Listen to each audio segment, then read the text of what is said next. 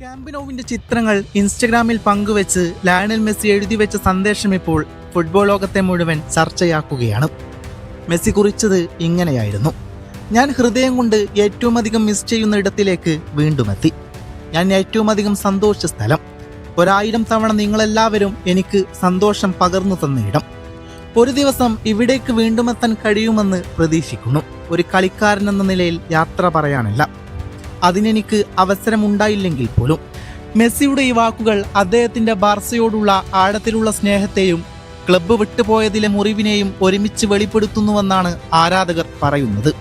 ചില സ്പാനിഷ് മാധ്യമങ്ങൾ ഈ പോസ്റ്റ് ബാർസ പ്രസിഡന്റ് ലെപ്പോർട്ടയ്ക്കുള്ള ഒരു മുന്നറിയിപ്പായി വിലയിരുത്തുന്നു. മെസ്സി ബാർസ വിടുമ്പോൾ ലെപ്പോർട്ടോയോടുണ്ടായ അസ്വസ്ഥതകൾ ഇപ്പോഴും അദ്ദേഹത്തിന്റെ മനസ്സിൽ നിലനിൽക്കുന്നുവെന്നാണ് അവർ അഭിപ്രായപ്പെടുന്നത്. ക്യാമ്പിനോവിന്റെ നവീകരണം പൂർത്തിയായതോടെ മെസ്സി ആദ്യമായി അതിൽ കാൽവെച്ചത് തന്നെയാണ് ആരാധകരിൽ ഉണർവ് സൃഷ്ടിച്ചത്. ബാർസയിലേക്കുള്ള ഒരു ദിവസം മടങ്ങി വരാൻ കഴിയുമെന്ന പ്രതീക്ഷ പറഞ്ഞ മെസ്സിയുടെ ഈ സന്ദേശം അദ്ദേഹത്തിന്റെ ഹൃദയം ഇപ്പോഴും കാറ്റലോണിയയിലാണെന്ന് തെളിയിക്കുകയാണ്.